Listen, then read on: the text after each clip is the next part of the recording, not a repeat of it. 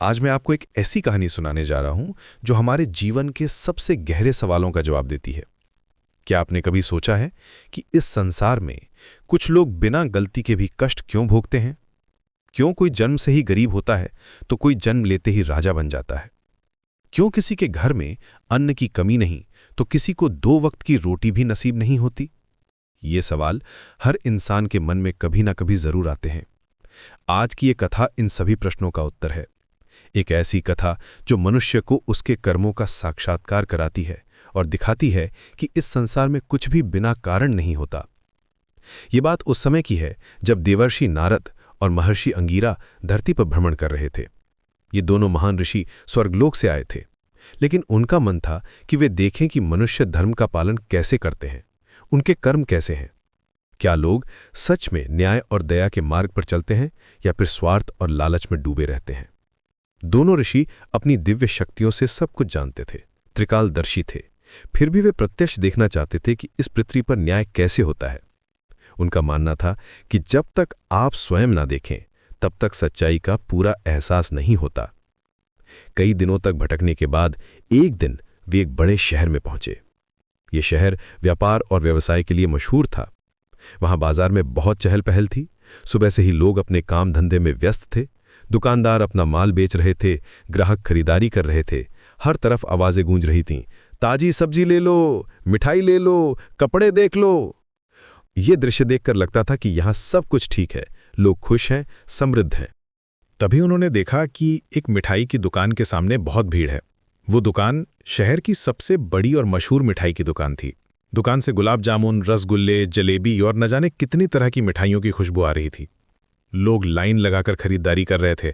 दुकानदार बहुत व्यस्त था, तेजी से मिठाइयां तौल रहा था, पैसे गिन रहा था। उसके चेहरे पर संतुष्टि थी, क्योंकि व्यापार अच्छा चल रहा था। पास खड़े लोग कह रहे थे कि ये दुकान पिछले कई सालों से यहां है और हमेशा अच्छी मिठाई बनाती है। लेकिन दुकान के बाहर का दृश्य बिल्कुल अलग था, बिल्कुल विपरीत था। वहां गंदगी में एक कोने में कुत्ता बैठा था। वो बहुत दुबला पतला था, उसकी हड्डियां साफ दिख रही थीं। उसका शरीर घावों से भरा था, बाल झड़ गए थे।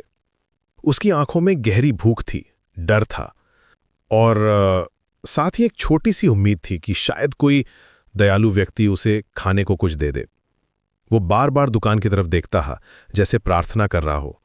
कुछ देर बाद, जैसा कि अक्सर होता है, दुकान से कुछ मिठाई के टुकड़े गिरे। शायद किसी ग्राहक के हाथ से गिरे थे या फिर दुकानदार की जल्दबाजी में। कुत्ता ये देखते ही तुरंत उन टुकड़ों की तरफ दौड़ा।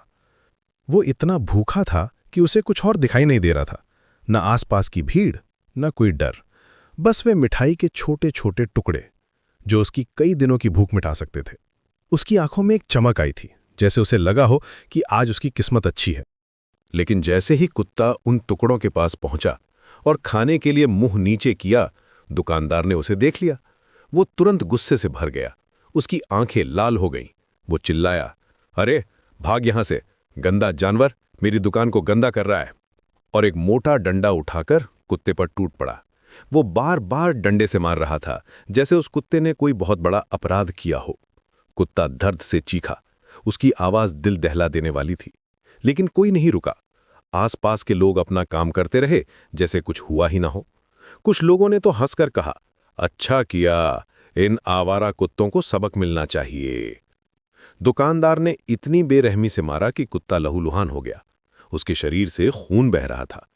फिर भी वो भागने की कोशिश कर रहा था, लेकिन कमजोरी और दर्द के कारण बार बार गिर रहा था, फिर उठकर चलने की कोशिश कर रहा था। ये दृश्य देखकर महर्षि अंगिरा का हृदय द्रवित हो गया। उनकी आंखों में आंसू आ गए। इतनी निर्दयता एक भूखे बेसहारा जानवर के साथ। उन्होंने मन में सोचा कि यह कैसा अन्याय है। एक भूखा प्राणी सिर्फ खाने की तलाश में था और उसे इतनी बेरहमी से पीटा जा रहा है। लेकिन तभी उन्होंने देखा कि देवर्षि नारद हंस रहे हैं। वो धीरे धीरे हंस रहे थे, जैसे उन्हें कोई मजेदार बात दिखी हो। ये देखकर अंगिरा जी को बहुत आश्चर्य हुआ, बल्कि थोड़ा गुस्सा भी आया। हे नारद, ये कैसी हंसी? इस निर्दोष प्राणी की पीड़ा देखकर आप हंस कैसे सकते हैं? क्या आपको दया नहीं आती? ये तो बहुत बुरी बात है। नारद जी की आंखों में एक अजीब चमक थी, जैसे वे कोई गहरा रहस्य जानते हों। वे धीरे से मुस्कुराए और बोले, हे ऋषिवर, आप जो देख रहे हैं वह सिर्फ आधी सच्चाई है। ये कुत्ता साधारण नहीं है और ये घटना भी साधारण नहीं है। ये तो कर्म का न्याय है, ईश्वर के न्याय का प्रत्यक्ष प्रमाण है। अंग्रेजी को समझ नहीं आया। उन्होंने कहा, कैसा न्याय? मुझे तो ये सरासर अन्याय लग रहा है। एक भूखा जानवर खाना खा रहा था और उसे इतनी बेदर्दी से मारा गया। नारद जी ने गहरी सांस ली, अपनी आंखें बंद की जैसे वे अतीत में झांक रहे हों, और फिर धीरे धीरे कहा, हे महर्षि, ये कुत्ता पिछले जन्म में इसी दुकान का मालिक था। हाँ, यही दुकान जहां आज मिठाइयां बिक रही हैं। उस समय इसका नाम सेठ रामदास था। उसका धन लोभ, उसकी निर्दयता, उसकी कंजूसी, ये सब हद से ज्यादा थी। वो इतना कृपण था कि किसी भूखे को भोजन नहीं देता था, किसी प्यासे को जल नहीं देता था। उसके पास इतना धन था कि पूरे शहर को खिला सकता था, लेकिन वो एक पैसा भी दान में नहीं देता था। नारद जी आगे बोले, वो अपनी दुकान के सामने से भूखे लोगों को डंडे से भगा देता था। अगर कोई बच्चा भूख से रो रहा होता तो भी उसका दिल नहीं पिघलता था। वो कहता था कि ये सब आलसी हैं, काम नहीं करना चाहते। उसने कभी नहीं सोचा कि हो सकता है कोई वाकई में मुसीबत में हो। अंगिरा जी अवाक रह गए, उनका मुंह खुला का खुला रह गया।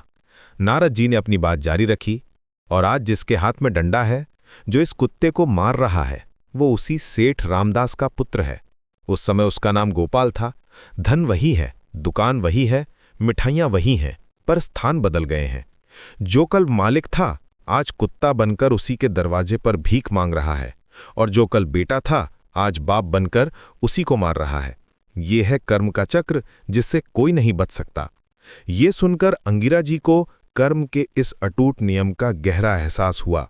उनकी समझ में आ गया कि ये वाकई में न्याय है, भले ही दिखने में अन्याय लगे। नारद जी ने समझाया कि ये ईश्वर का न्याय है। कर्म का लेखा ईश्वर स्वयं लिखता है। ये लेखा इतना सटीक है कि एक एक पाई का हिसाब रखा जाता है। न समय बचा सकता है, न शक्ति, न धन, न कोई रिश्ता नाता। जो बीज बोया था वही फल मिल रहा है। जैसे किसान खेत में जो बीज बोता है, वैसी ही फसल काटता है, वैसे ही इंसान के कर्मों का फल भी मिलता है। दोनों ऋषि वहां से आगे बढ़ गए, लेकिन ये घटना उनके मन में गहरी छप गई। रास्ते में चलते चलते नारद जी ने अंगिरा जी को कर्म के और भी रहस्य बताए। वे बोले कि ये संसार सिर्फ एक घटना नहीं थी, बल्कि हर दिन ऐसी हजारों घटनाएं होती रहती हैं जहां कर्म का न्याय दिखता है। देखिए महर्षि, ये संसार एक विशाल रंगमंच है।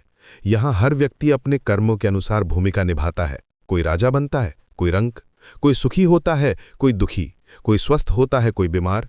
लेकिन ये सब पिछले जन्मों के कर्मों का फल है। ये सब अकारण नहीं है।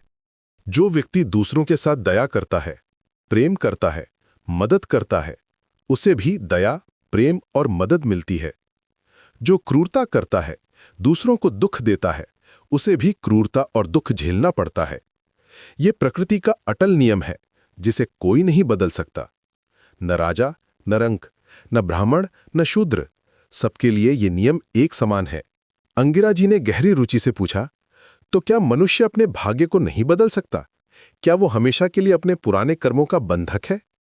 नारद जी मुस्कुराए और बोले, बिल्कुल बदल सकता है, लेकिन केवल अच्छे कर्मों से।